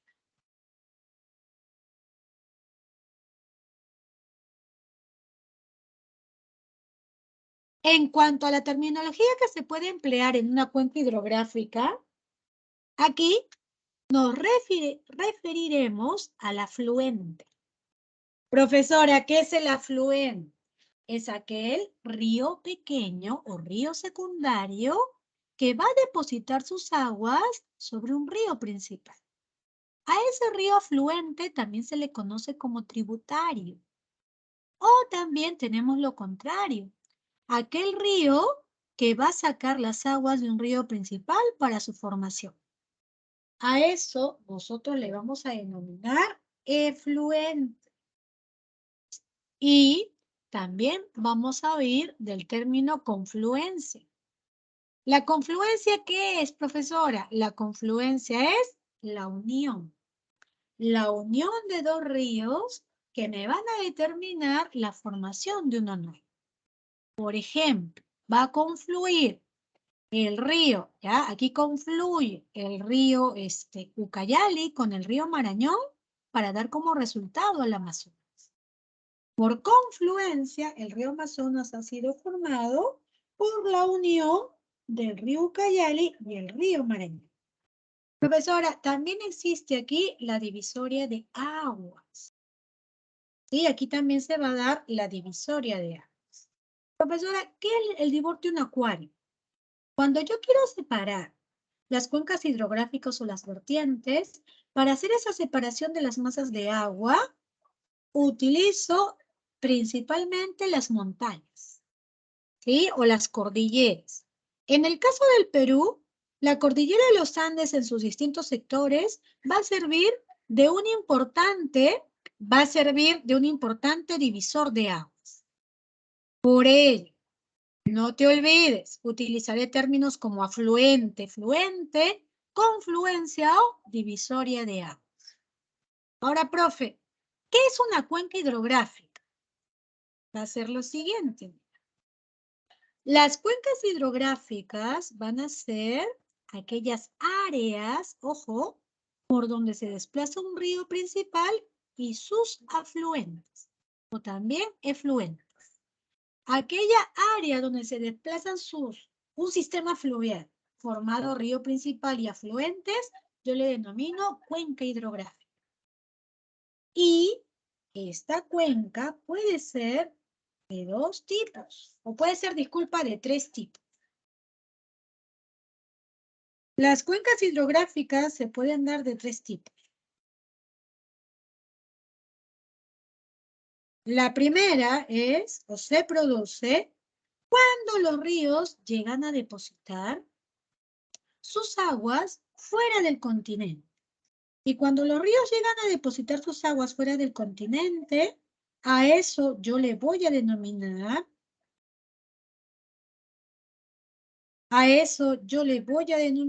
ojo, cuenca exorreica.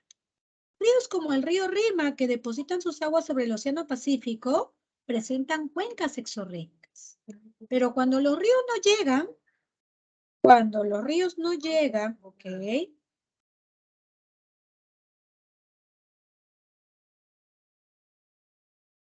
Cuando los ríos no llegan a depositar sus aguas en el océano y lo hacen al interior, a esto yo le voy a denominar endorreico. Tal es el caso de ríos como, mira, los ríos de cuenca endorreica en el Perú son el río Ramis, el río Ilave y también el río Suchis. Estos van a ser ríos de cuenca endorreica. ¿Y endorreica por qué, profe? Porque no llegan a tener salida al mar. Y arreico serán los ríos cuyo curso llega hasta el mar, pero sus aguas no llegan a desembocar en forma permanente, pues se pierden por evaporación y filtración. Profesora, ¿cuál es entonces un río que tiene este tipo de régimen o este tipo de cuenca?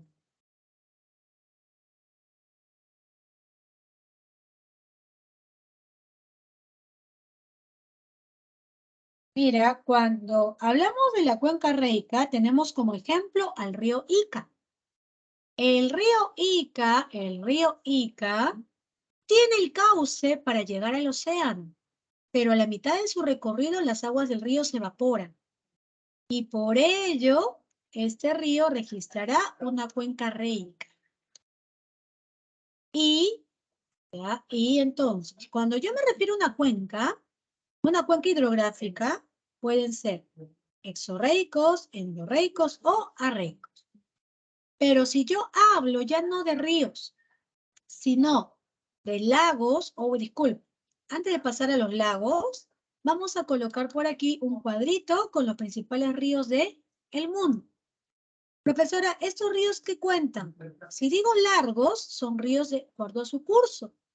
De acuerdo a su curso, en el norte, el Mississippi es el más largo. En Centroamérica, el Usumacinta y en América del Sur, el Amazonas. Y de toda América, por supuesto, el Amazonas. En Europa el más largo se llama Volga. En Asia el Yangtze-Kiang, en África el Nilo y en Oceanía el Murray.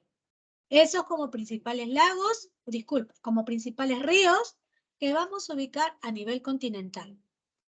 Pero no solamente vamos a tener ello, también tenemos el estudio de los lagos generado por la limnología. La limnología se encarga del estudio de los lagos. Estos lagos son masas de agua depositadas en las depresiones de continentes e islas. Y es por ello que estos lagos pueden ser alimentados por el agua de la escorrentía, de ríos, deshielos y precipitaciones, y también por el agua subterránea de los manantiales. Debido a ello se van a formar los laguitos. Y los lagos pueden variar mucho su extensión y profundidad, y cuando son de gran extensión le llamo lago. Pero cuando son de pequeña extensión y profundidad, a eso simplemente le voy a llamar laguna. Ahora, profesora, ¿cuál es el origen de los lagos? ¿O cómo se clasifica? Los lagos se van a clasificar según su origen de la siguiente manera. En el primer grupo ubicaré a los lagos de origen glaciar. Profe, ¿qué significa origen glaciar?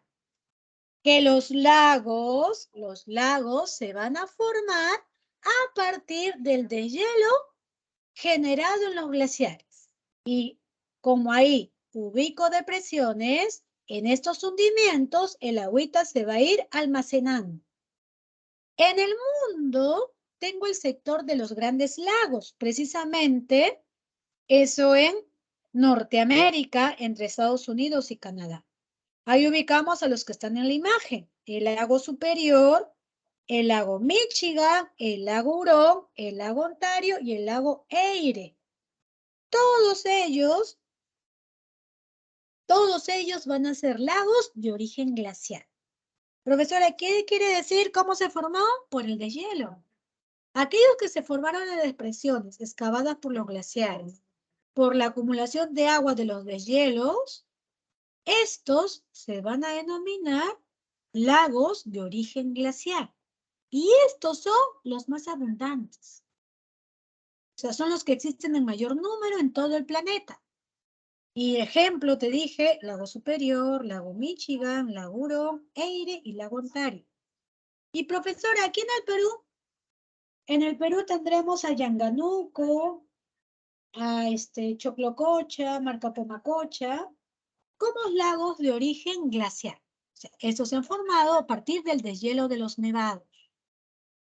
Además, entre los principales lagos, y aquí te he puesto el ejemplo, tengo al lago Superior. ¿Y por qué, profe, coloco al lago Superior? Porque es el lago con mayor superficie de agua dulce del planeta. Ese laguito con mayor superficie de agua dulce del planeta se va a conocer como lago Superior. Luego también tendré a los lagos de origen tectónico. ¿Y por qué digo tectónico? Porque se van a formar en fallas o plegamientos de la corteza. Cuando hay una fractura de la corteza y hay una zona que se eleva y otra queda hundida, eso determinará la formación de un lago. O incluso, los lagos de origen tectónico, como verás, han sido formados en áreas afectadas por el diastrofismo, aprovechando plegamientos, fracturas y fallas en la corteza donde se fue acumulando el agua, paulatinamente. A eso yo le voy a denominar lago de origen tectónico. Y precisamente porque son procesos que se han llevado hace muchos, muchos años, a ello le voy a denominar, a estos van a ser considerados como los lagos más profundos. Los lagos de origen tectónico en el mundo son los lagos más profundos. Entre ellos ubicaré al lago Baikal. Ok, aquí ubicaremos el lago Baikal, considerado el más profundo del planeta con 1620 metros. Y en la imagen tenemos un lago de origen tectónico aquí en Perú. A ver, esa imagen, ¿a qué lago representa?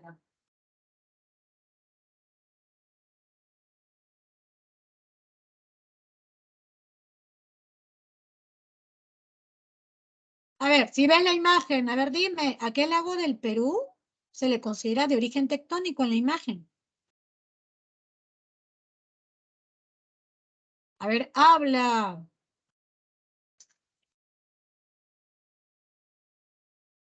Según la imagen, ¿qué laguito será de origen tectónico? El lago Titicaca. Exacto, exacto, Andrea, exacto, Ilse, claro, el lago Titicaca. Y el lago Titicaca no solamente es un lago de origen tectónico en Perú, sino que a nivel mundial es considerado el lago navegable más alto en el mundo. Este se ubica sobre los 3.812 metros. Sobre los 3.812 metros ubicamos al lago Titicaca, que es el lago de origen, o que es un lago aquí en Perú de origen tectónico. Luego también tendremos a otro tipo de lago. Los lagos de origen residual. Profesora, ¿por qué se le dice residual? Por lo siguiente, miren. Estos lagos se han formado con aguas residuales de mares antiguos, que quedaron aislados de los océanos por el descenso de las aguas oceánicas en su nivel o por el levantamiento de algunas regiones continentales. Y es así que estos laguitos quedaron almacenados al interior y como forman parte de mares antiguos, son salados. O sea, los lagos de origen residual se caracterizan por tener salinidad. Tal es el caso del que estás viendo aquí en imagen. El lago residual más importante va a ser conocido como Mar Caspio. ¿Okay? Aquí le vamos a denominar como Mar Caspio. Además, por aquí vamos a tener lo siguiente. El Mar Caspio es el lago de mayor superficie en el planeta y va a ubicarse en territorios de Azerbaiyán, Georgia, Turquestán y Uzbekistán. En los territorios de estos países yo ubico al Mar Caspio, que es considerado el más extenso del planeta. Profe, ¿qué otro lago tiene origen residual? El Mar Muerto. El Mar Muerto también es un lago de origen residual. Y no solamente el Mar Muerto, también tenemos al Mar Aral. Y estos lagos llamados mares, son salados, no te olvides, ¿ah? Luego por aquí tengo los lagos de herradura. Estos lagos de herradura son aquellos que se han formado en el cauce abandonado de los ríos. O sea, en los ríos amazónicos, en los ríos de la selva baja, en este cauce, mira, este es el cauce sinuoso. Pero cuando se abandona este cauce y el río va hacia otro recorrido, aquí se están formando los laguitos en forma de media luna o los lagos en forma de herradura. A estos laguitos en nuestra selva se le va a conocer como cochas o tipishcas. Las cochas o tipishcas van a ser laguitos formados en la selva baja del Perú. Y aquí va a destacar como especie el paiche, que es un pez que puede llegar a medir hasta 3 metros de largo y pesar hasta 200 kilogramos. Y esto va a ser habitual en la zona amazónica. En la zona amazónica vamos a tener la presencia de los lagos de herradura. Aquí en el Perú, el lago de herradura más importante, Yarinacocha. En Brasil tengo el lago Dos Patos. Y por último, aquí te voy a poner un cuadrito destacando los principales lagos y el tipo de origen que tiene cada uno de ellos. Claro que en el cuadrito está por su superficie. Principales lagos por superficie, ¿ya? Ahora bien, el lago más extenso de América se va a llamar Superior. El lago más extenso de África se va a llamar Victoria.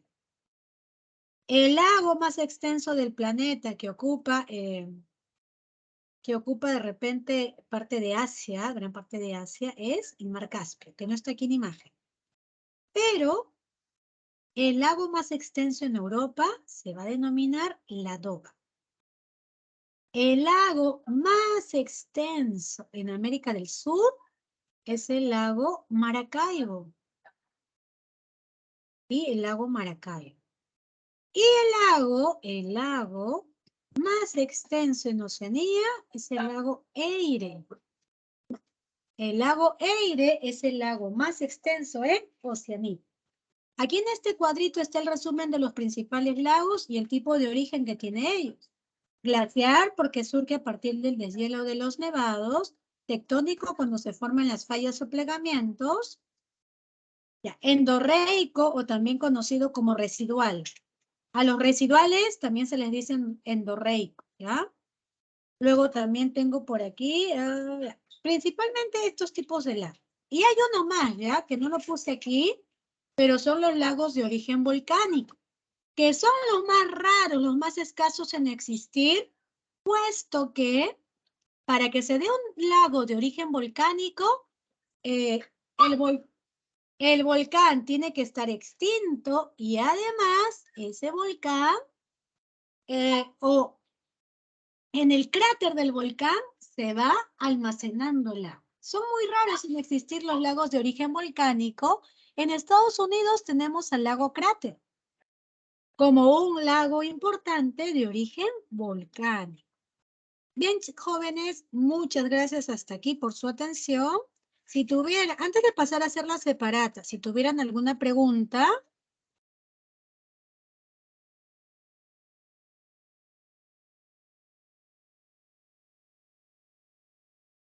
No hay pregunta, desarrolla entonces la separata. A ver, para que te luzcas, la primera pregunta, ¿cuál es tu respuesta? Pacífico. El Pacífico. Ahí va a ser Pacífico. Entonces, uno será avión, 1A. En la pregunta 2, ¿cuál es tu respuesta?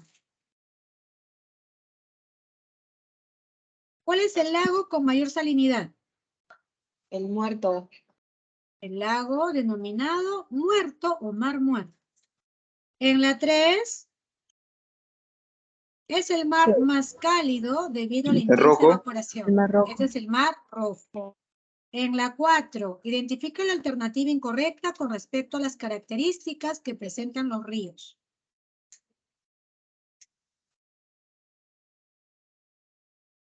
Aquí es, el caudal permanente depende de las características del curso. El que un río tenga caudal permanente, va a depender del curso, sino de la condición de clima. Así que en la 4, mi respuesta es la C. En la pregunta 5, ya, a ver, recuerda, ¿qué océano tiene mayor número de islas y volcanes submarinos?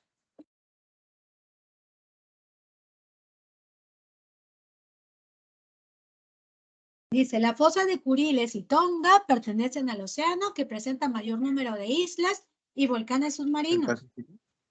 Ahí será el Pacífico. En la 5, la C.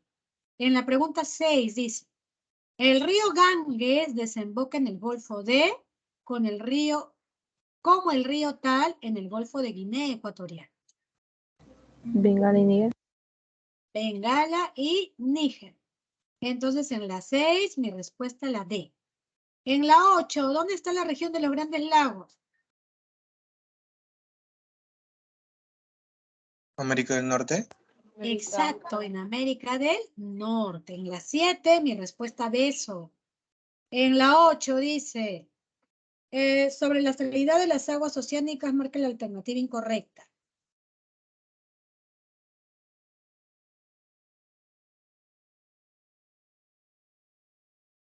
Es a mayor profundidad, mayor... Mira, aquí vamos a hacer una corrección y aquí debe ser menor. Donde yo he puesto aquí, he subrayado, dice mayor, debe decir menor profundidad, mayor salinidad. Mi respuesta, para que mi respuesta sea la D.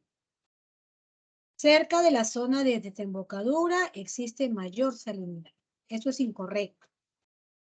¿Ok? Entonces, para que podamos tener solo una respuesta, en la 8 marcaremos la D. Pero aquí tenemos que borrar mayor y poner menor. ¿Ya? No te olvides, ¿ah? En la 8, en la alternativa C, debe decir menor. En la pregunta 9 dice, las mareas son movimientos de ascenso y descenso de las aguas del mar, tienen su origen en La acción de los vientos. la atracción gravitacional de la luna y el sol. Las mareas, recuerda que son por atracción de la luna y el sol. Y las olas por el viento.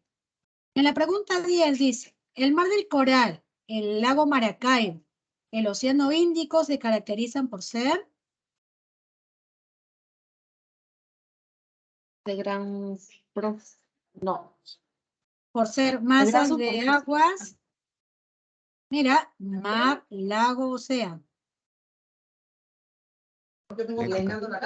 Lénticas, ¿ok? Serían lénticas, ¿sí? En la 10, dedo.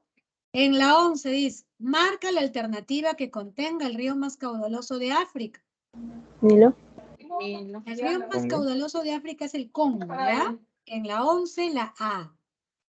En la 12, sobre los principales ríos del mundo, identifica la alternativa incorrecta. La B. La B. Ahí sería, el Mississippi es el de mayor curso en América, eso es falso. En la 13, ¿cuál es mi respuesta?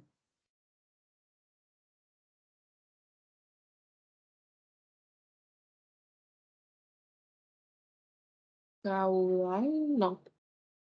Desembocadura. La B. Desembocadura. Desembocadura. En la 13, mi respuesta beso. En la pregunta 14, el río presenta la mayor desembocadura en delta. No. Delta. Ganges. Va a ser el Ganges. Ganges, ¿ya? El Ganges. Ganges. En la 14, Ganges. En la 15, cuando los ríos no tienen salida hacia los mares, terminan perdiéndose en la parte continental, a este tipo de cuenca se le denomina Endorreica. endorreica, ¿ok? En la 15, mi respuesta cosito. En la 16, el lago es de origen glaciar y es considerado como el de mayor superficie del continente europeo. La Ahí E, es la Doga. La Doga, que está ubicado en Rusia, es el lago más extenso. En la 16, dedo. En la 17, los lagos, por lo general, se originan por la presencia de fallas y plegamientos de la corteza. ¿Qué lagos? Tectónicos. tectónico. Lagos tectónicos, será aquí. En la 17, beso. Y en la 18, ¿cuál es la alternativa que solo tiene lagos de origen glaciar? El superior Hurón. Superior, Hurón y Yanganuco. Y en la 19 dice, son aquellos lagos que se han formado en los cauces abandonados de los ríos. Residuales. Pero dice ¿De herradura? cauces abandonados de los ríos. Esos ¿De serán los herradura? de herradura, ¿sí? Los de herradura. En la 20 dice, marca la alternativa que contenga un lago de mayor superficie y el de mayor salinidad. El Mar Muerto y Baikal, no. Un mar Caspio. El Mar Muerto y el Mar Caspio, ¿sí? O disculpa, si digo mayor superficie sería Mar Caspio y el más salado, Mar Muerto. En ese orden. Eso está en la alternativa D. Entonces, en la pregunta 20, mi respuesta, la alternativa D. Ahora sí, les subo el material para que tengan el material de la clase. El de la recuperación sí les logré subir, ¿verdad? ¿O no les subí? El de la semana 7, chicos, les compartí el PPT.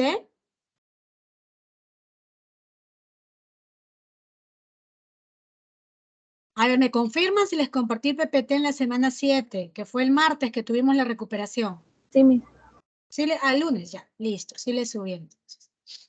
Bien, aquí está el material de la semana 8. Muchas gracias, chicos, por su atención y participación. Espero que les vaya muy bien en su evaluación del día domingo.